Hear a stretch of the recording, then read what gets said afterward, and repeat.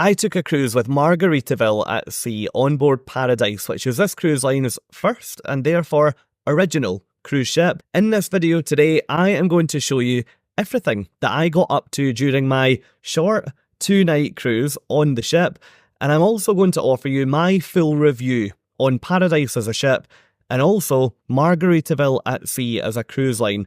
Is their product good enough to stack up in what is now a highly competitive modern day cruise market? Well, I guess there's only one way to find out. I recently in another video showed you Embarkation Day. If you haven't seen that, don't worry, I'll link you up at the end of this video. And also don't worry, I will provide a bit of an overview now before we launch into talking about how I spent the rest of my time on board. Day one of my Margaritaville at sea cruise actually started on another cruise ship because I'd just arrived into Fort Lauderdale on board Rotterdam, which was a Holland America cruise ship that I'd just spent the last 21 nights on. If I'm being totally honest, I ended up booking this cruise out of total chance because I didn't even realise how close the port of Palm Beach was to the port of Fort Lauderdale. An email just happened to pop up on my phone one night on Rotterdam, and I used my Wi-Fi package to check it out. I made a few calls while on Rotterdam, and I really quickly realised it was going to be so much cheaper for me to spend my 2 nights before flying to New York to catch my next cruise ship on Margaritaville at sea. My decision at that point was made. It was time to cancel my land hotel, and it was time to book onto Paradise. Before I launch into telling you about how much I paid for this cruise, let me hand over to today's video sponsor. The sponsor of today's video is, well, me. If you didn't already know, I run my own website, fraseratsea.com, where I aim to cover as many of my travels with you as I possibly can.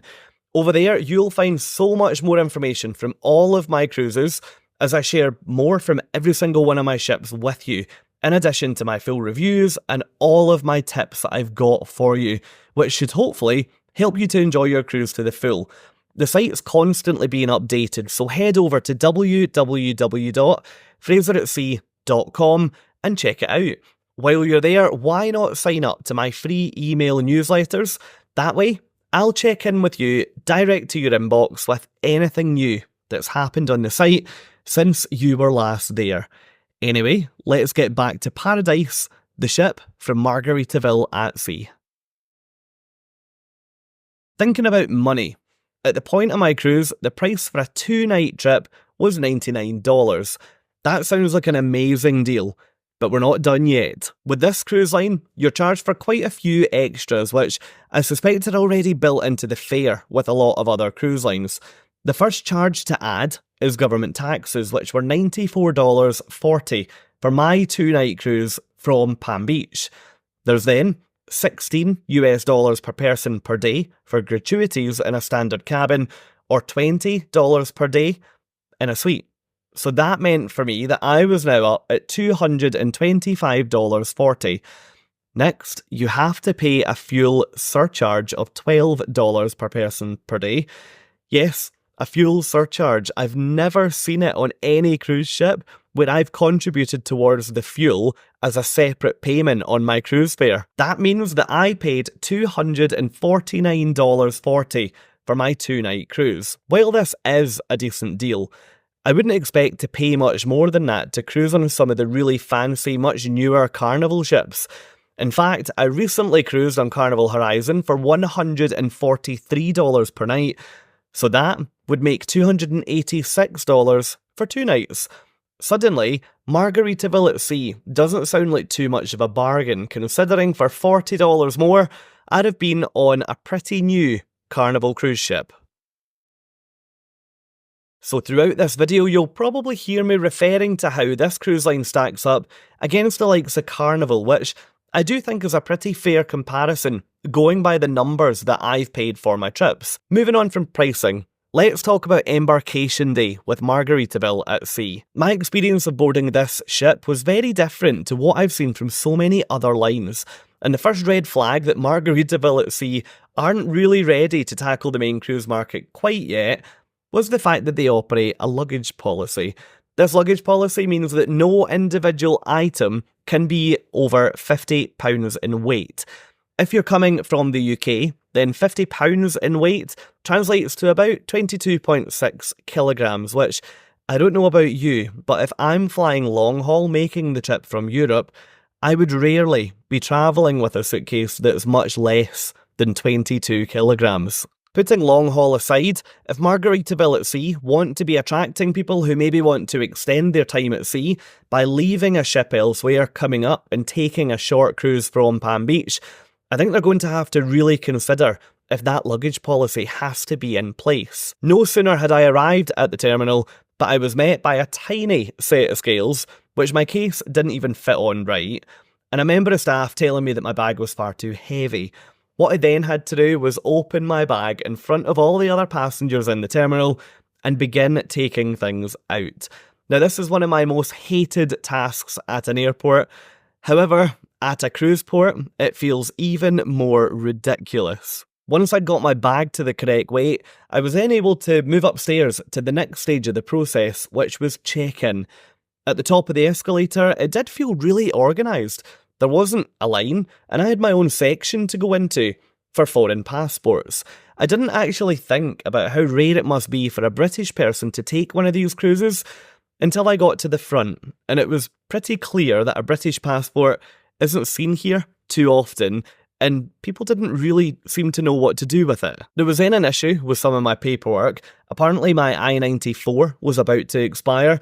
The customs officials were then called and they needed me to show them the ticket I'd purchased to leave the United States in the future. That wouldn't be a problem, I thought, because I was booked on the Queen Mary 2 from New York in about a week's time. So I'll just load my emails on my phone, show the ticket, and all will be well. However, that's where we encounter our next issue, which is Wi-Fi. When I travel to the US, my phone provider doesn't allow data roaming, and so I don't have any mobile data anywhere when I'm on the go. Nowadays, this really isn't an issue, because everywhere on the planet seems to offer Wi-Fi, usually free of charge. Unfortunately, not the port of Palm Beach. There was then a huge amount of really frustrated back and forth, with the only proposal being given by the customs officials was for me to leave the terminal, head over to a group of shops and make my way around them until I found one that had a Wi-Fi connection. Then I was to download my ticket and come back to the terminal. However, we then encountered our next issue, which was that without mobile data, I couldn't leave the port in an Uber because I need a connection, and nobody around me was able to help. I know. You can imagine how stressed out I was getting in this situation, as everybody around me was boarding the ship, but I was now being asked to walk over to a group of shops which I couldn't even see, hoping that someone somewhere would have Wi-Fi. In the end, the officials let me onto the ship without actually showing the departure paperwork, and so I'm not sure what all the fuss was about. Was there not even an issue all along? I guess I'll never find out, but for the purpose of this conversation, I was delighted to be heading down that gangway and heading off of land and onto the ship. Now let's fast forward to the cabin. I met someone who actually follows me here on YouTube when I was heading up the gangway. They work on the ship, and I was then really fortunate to be given a significant upgrade to my cabin. So if you are watching this video, thank you very, very much. What I had booked on Paradise was an interior cabin in the inside of the ship, but I was upgraded into a junior suite, which is the room that I'm showing you now. I did get into all of the room types on board Paradise. If you'd like to see each one of them, then stay tuned. We'll get to these later in the video. My room was a great size, far bigger than I'd ever need for a 2-night cruise. I really enjoyed staying in here. I'd never book posh cabins on ships, so it was such a novelty to have my bed so far away from the sofa. And in fact, in most of my cabins, I don't even have a sofa, so that was a novelty in itself. I also got a fruit basket and some other little bits delivered, which was such a nice touch. Although my overall remarks on this room would be really positive, there were a couple of frustrations. First, the power outlets in here don't seem to have changed from what they would have been years ago, and so there are these really strange US adapters hanging out of all the plug sockets. There's signs everywhere warning that the voltage to the plugs is 220 volts, so I'm assuming that the European outlets that would have been installed initially still remain. I'd have thought that they would change this sort of thing, especially when it's in a passenger cabin. Next, my bathroom floor. I really loved the more traditional feel of a real wooden floor in the bathroom. It felt like you were on quite a historic ship. I've never actually seen a wooden bathroom floor in a cruise ship cabin before. Although it felt historic, it did feel worn, and it didn't feel anywhere near as clean as a more modern cabin bathroom would. But then I guess that's fair, because it must be far more difficult to clean that versus a more modern floor. So yeah, I'm not sure if that would maybe change in the future just to make it a lot more straightforward. One thing that I did love about my cabin, and this might sound strange, was the bedding. I didn't realise this until the last day of my cruise, but my bedding was covered in little Margaritaville at Sea parrots. This, although it's a nice touch, does seem a little bit unnecessary, but it's a really nice little nod to the cruise line. The cabin I stayed in was 5532, which was right beside the gangway on both our embarkation and disembarkation days. This didn't cause me an issue at all, but it's worth remembering this if you're chilling out or getting changed on a day when that gangway is moving, because I reckon you'll get quite a fright if suddenly a member of the crew manning the gangway swings past your window while it's attaching onto the ship. Fun fact, there's actually only 2 junior suites on this entire ship, so I was delighted to be given the opportunity to experience one of them. So how did I spend the rest of my first day on board? Well, you can see for yourself in the video that I'll link you to at the end, but all in all, I had a great first day on the ship and was generally pretty impressed with what I was seeing. Next, let's move on to think about day 2. How did I spend my second day on board? For these short 2-night cruises, the ship is docked in the port of Palm Beach in Florida on day 1, or Embarkation Day. It's then in Grand Bahama Island on day 2, before docking back in the port of Palm Beach on the morning of day 3 for everybody to head home. Today, we were in Grand Bahama Island. My plan was to head off the ship to check out the immediate port area before heading back on board.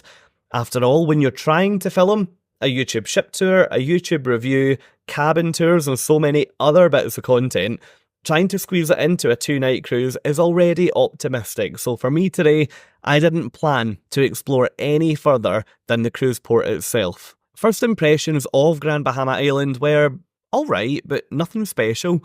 Looking out from the ship, there wasn't really anything of note going on. We were clearly docked in a port area with very little happening. The first thing I did notice was that our terminal building seemed to say Margaritaville at Sea on the roof, or rather, it obviously did at some point. It seemed really odd that we'd be one of the ships looking down on such an old, weather-beaten building bearing the name of the cruise line across the whole roof. I did think that if this cruise ship is docking here often, surely Margaritaville at Sea should just give it a repaint, because if there's only one port that passengers are seeing on this short itinerary, make it look nice. There was also what looked like a much more picturesque tourist port directly across from our ship, so I'm assuming that's where the other cruise lines dock when they bring their ships here. There, they've got little buildings which look like shops, and maybe also a little market area. Since we were the only ship in, all of that was closed. Let me know in the comments if you've been here before. Did you dock across from the Margaritaville at Sea terminal? And what did you think of the cruise port that you docked at? For breakfast today, I started my morning at the JWB Steakhouse, which is one of the speciality dining venues on board. This is the onboard steakhouse. I know that you already knew that, but it's also open for breakfast. In here, you can pay $19 US, and as part of that package, you get your food off the menu, plus an unlimited amount of 3 different cocktails. You can opt for Bellinis, you can opt for mimosas, or you can opt for Bloody Marys. In other words, this place was very good value. Nowadays, I don't really drink too much when I'm on these ships, especially if I am travelling solo, but I knew the food in here was going to be much better than what I would get at the buffet restaurant upstairs. I went for the seasonal fruit plate to start, which was really fresh, and the blueberries were shaped like a little love heart, which I did think was really cute, and I followed that with French toast. Genuinely, this French toast was among the best breakfast items that I've ever eaten on a cruise ship, and I would potentially book another short Margaritaville at sea cruise just to taste it again. After breakfast, it was time for me to crack on with filming my ship tour before taking a break to head onto the land. So, now's the perfect time to talk about the ship. Paradise might be the first cruise ship in the Margaritaville at Sea fleet, but she's a pretty old lady in terms of cruise ships. She started life in 1991, which was actually the same year that I was born. And no, I will not tolerate any jokes about who's aging better, Paradise or me. The ship started life as a cruise ship for Costa Cruises, and she was called Costa Classica. In 2014, she was renamed to Costa Neoclassica, and then she became Grand Classica when she was bought by a company called Bahama's Paradise Cruise Line. You get it. This girl has been out on the ocean quite a few times. The design of the ship is really interesting because it's so different to most of the ships that you'll see nowadays. You'll find passenger decks from decks 4 through to deck 12, and you're probably expecting me to say that all the entertainment venues are on the lower down decks, like on most cruise ships. However, decks 4, 5, 6 and 7 are almost exclusively passenger cabins, with the exceptions of guest services, shore excursions, and a chapel. Another hint to this ship's past, down on deck number 5. The entertainment venues are all on the higher decks of the ship. They generally begin at deck number 8 and work all the way through to deck number 12. The lifeboats are also really high up on this ship. They're up on deck 10, so you'll find that some venues here look straight out onto the lifeboats, which did feel really unusual when you're almost up on the top deck of the ship. All around the ship, there's some evidence of her past life, from the power outlets that I mentioned in the cabins, to some of the signage around the ship being the old signage, with the new Margaritaville at Sea signage just glued on top. Overall, signage on this cruise ship felt a little bit all over the place. First, there was so much of it. In some corridors, there was signage everywhere. It's interesting to see that Margaritaville at Sea haven't replaced the signage from the ship's previous life in all cases. Take this, for example. You'll notice that Chinese comes first, which I thought was really unusual for an American cruise line. Well, after a bit of research, I found that Costa Classica, aka this ship years ago, spent a period of time home-ported in Shanghai. It's fascinating what you find out when you're cruising on an older ship. Next, I found old signage from the Costa days up on the running track. I initially thought the sign on the left was from the ship's time under the Bahama Paradise cruise line brand, but if I pause the video here, you can maybe see why I think that cruise line logo has just been stuck over the top of an old sign. In fact, it was really difficult to find signage anywhere on board the ship that hadn't been updated somehow by just having something stuck over the top of it. All around the ship maps have been amended, where the new venue has just simply been taped over the old one and stuck on. Even inside the elevators, which still speak Italian when the car arrives at each deck, by the way, deck 9. You'll find updated signage with stickers all over the old venues. I even found an old cruise ship map on board from when the ship was a Costa ship, which I just couldn't believe. All in all, I found signage on here to be really subpar and, quite frankly, really annoying. Anyway, let's move on from signage and talk about the condition of the ship itself.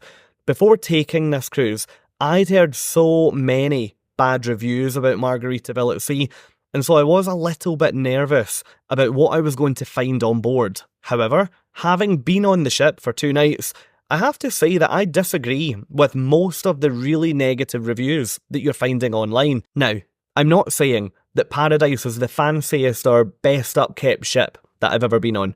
Obviously I'm not, but it's nowhere near as bad as some of these reviews are making out. First, let's talk about the overall condition of the dining and entertainment venues on board. To be honest, if the rest of the ship looked as good as some of these venues, there wouldn't be much of an issue at all. Venues like the main dining room and the JWB Steakhouse really are lovely, and they're so much more premium than what I'd have expected to find on a cruise ship operating at this price point. The same goes for places like the Pizzeria and the coffee shop. They're really nice, really clean, and they feel nice and bright. I honestly couldn't find any faults in these venues at all. Thinking about the bars, okay, they could be more modern, but they do serve a purpose, and they do feel really clean and really functional. One nervousness I did have was in Euphoria, which was one of the late night show bars.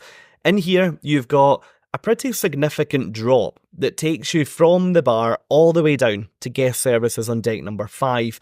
Now, maybe I'm just being paranoid, but I really don't like a ship that's designed in a way which has a venue where people are probably going to be heavily drinking, incorporated with a significant drop down to a lower floor. It just, to me, doesn't really make any sense. Moving to the front of the ship, let's talk about the onboard theatre. Yes, this place is pretty old-fashioned, with all the old wood and the older style lighting rigs, but it does the job really well. Margaritaville at Sea aren't offering high-tech West End productions, and therefore they don't need the modern stuff in here. I think what they've got is perfectly fit for purpose, and the audience seem to be really engaged and really entertained every night, which I guess that's the main thing, isn't it? At the back of the theatre, they've got these really cool mosaic walls in here, which I suspect probably date back to the old Costa days. And I actually really like how some parts of this ship have been left as they were. Let's move on from this though, before I start talking about signage again. Upstairs, Paradise has a casino up on deck 9, and I couldn't believe the size of it. I didn't expect the casino to be as big on a ship this size. It was huge. They had all of the modern slot machines and games that you would expect in an American casino, and they've made it feel really bright, despite the fact there aren't any windows in here. By installing a backlit skylight, it's worked really well, as you don't feel like you're standing in a really artificially lit room when you're in here at all. Okay, we've spoken about the bars, the entertainment venues, and the casino, but what if you want to chill out? Is there a spa on board Paradise? Well, yes there is. Let me show you that now. You'll find this up on deck 11. I should say I'll be showing you around every venue on the ship in more detail in my full ship tour, so be sure to check that out. It'll be coming just shortly after this video is released. The spa on here features a number of treatment rooms, a steam room, a sauna, a relaxation room, and a fitness suite, which has got a main gym section, and also a section where you could do a workout class. A really cool feature in the workout studio is the digital class screen. In here, there's what looks like large mirrors on the wall, but they actually turn into a TV screen and they'll talk you through a workout. I've never seen that on a ship before. They also had these screens down in one of the suites that I'll show you in my room tours, so it's great to see Margaritaville at Sea trying to implement some new technology. There's also a salon up here, so if you can't wait the length of your 2-night cruise to get your hair or nails done, then don't worry. You don't have to. Next, let's talk about the outside spaces, which was a particular area that I feel on this ship needs a bit of attention. On Paradise, there are 2 pools, one main pool in the middle of the ship for everyone, and another towards the back, which is adult only. The adult only pool then has a couple of hot tubs, which are really nicely sunk into the deck itself, so no awkward climbing in and out using ladders that you often find on cruise ships. You'll also find a pickleball court, a jogging track, and a couple of bars out here. There's actually a fair amount going on up here, considering that you're on such a small ship. When I cruise, I usually spend a lot of time outside because I like to be able to hear and see the ocean and reconnect with it. At home, I live in one of the furthest points from the ocean in any direction in the UK, so when I cruise, I need to see and hear the water. However, I didn't really enjoy spending time on the open decks of this cruise ship, and let me tell you why. I found the open spaces on the ship to feel old, dated, and pretty dirty. This won't helped by the fact it's such an old ship, because there did seem to be quite a lot of evidence of where soot was coming out the funnels and it's rained down marking the decks. But that's not the issue that I'm talking about here, because even modern day cruise ships do that. I've been on some of the biggest and newest cruise ships in the world, and they do have output from the funnels which does come down and it can damage the deck. So let's move on and let's forget about that for now.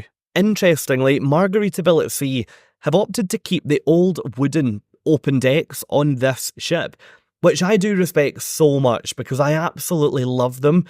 But is it worth the hassle, and is it more hassle than it's worth? I've been on ships with traditional wooden decks before, and I think that they add so much to the cruise experience. For example, taking a walk around the wooden promenade on board Queen Mary 2 is such a unique experience, but that's a totally different type of ship to Paradise.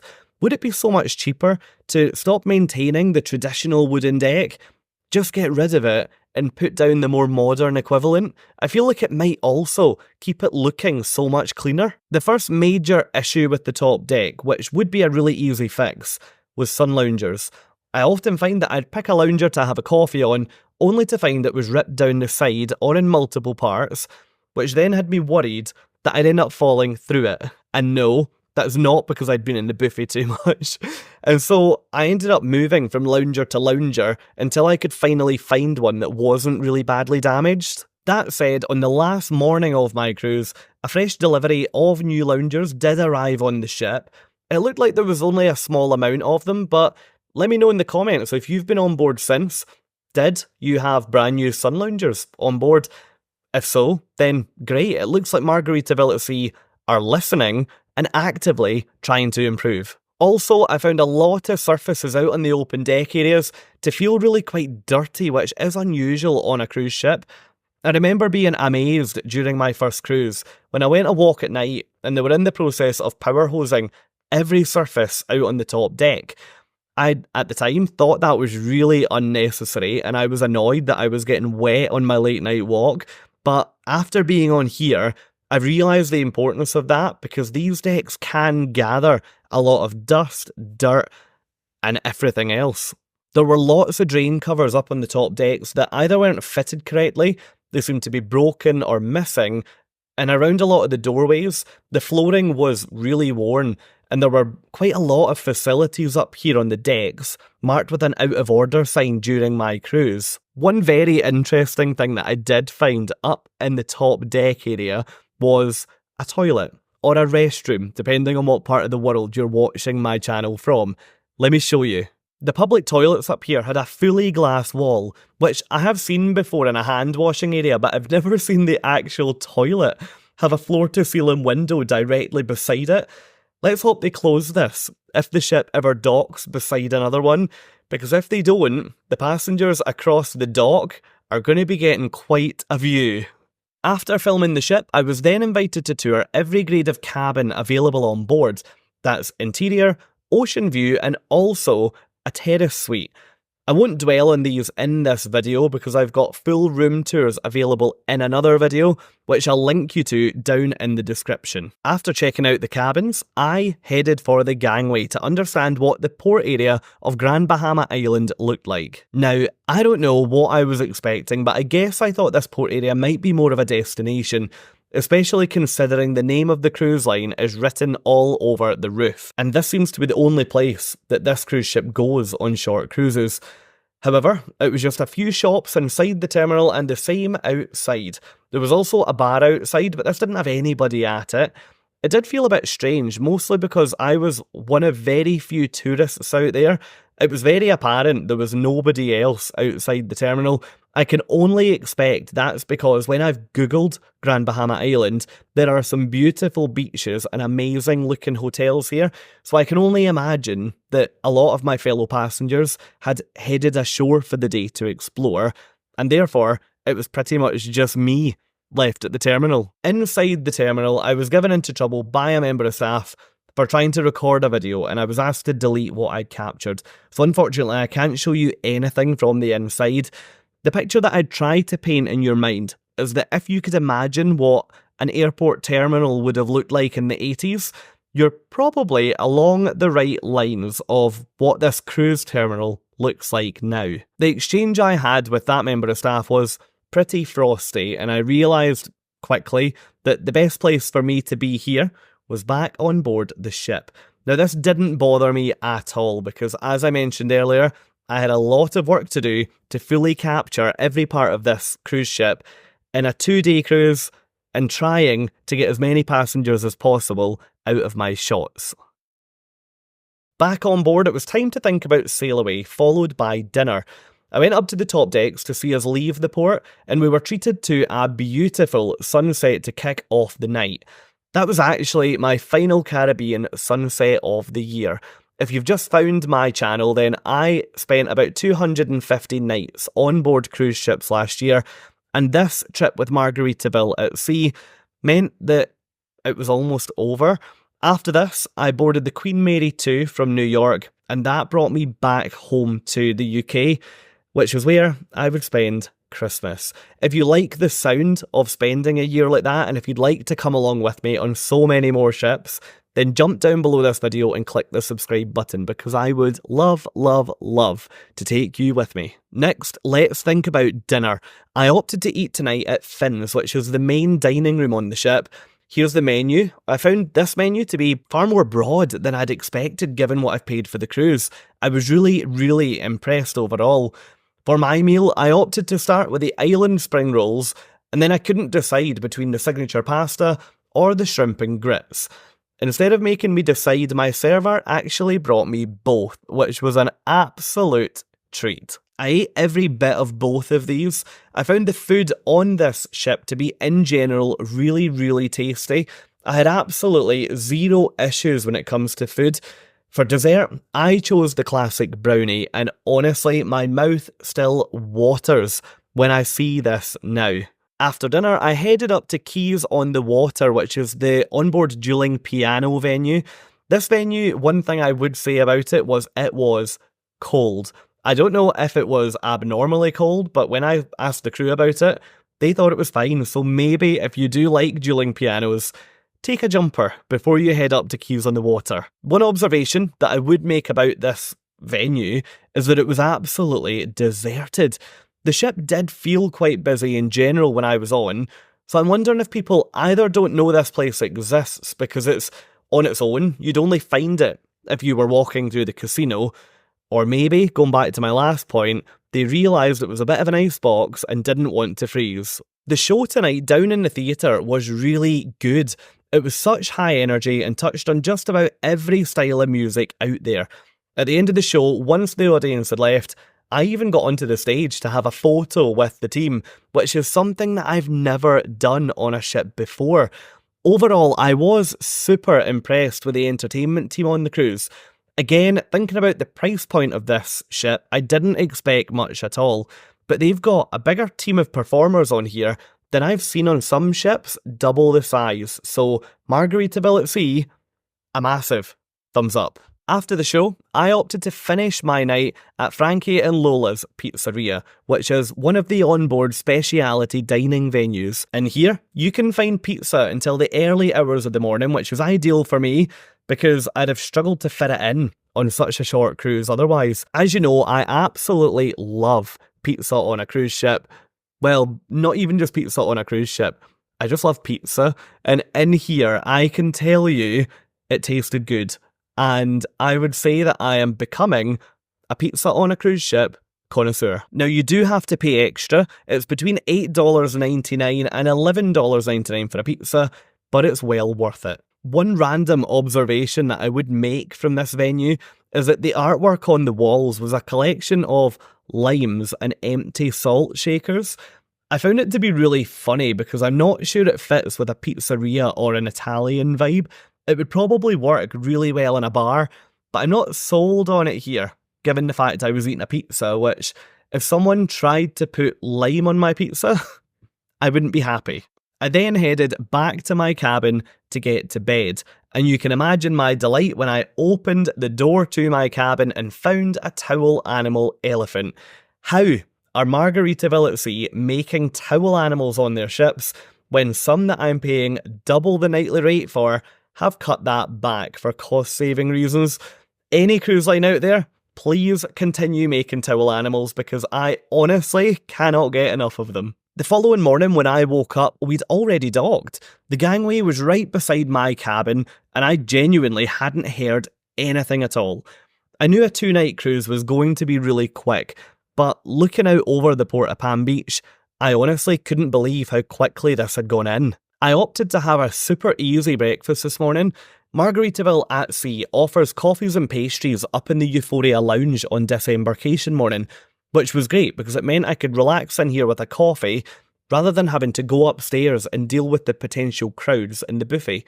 Believe it or not, there was even live music in here on Disembarkation morning, which was really nice, but certainly not what I expected to see at 9 o'clock in the morning. I've shown you the Euphoria Lounge multiple times during this video, but there was one piece of furniture that we haven't spoken about. I have no idea what this is, but hopefully someone in this video can shed some light. Here, you've got what looks like a table, but it's got a large cat scratcher in the middle. I have absolutely no idea.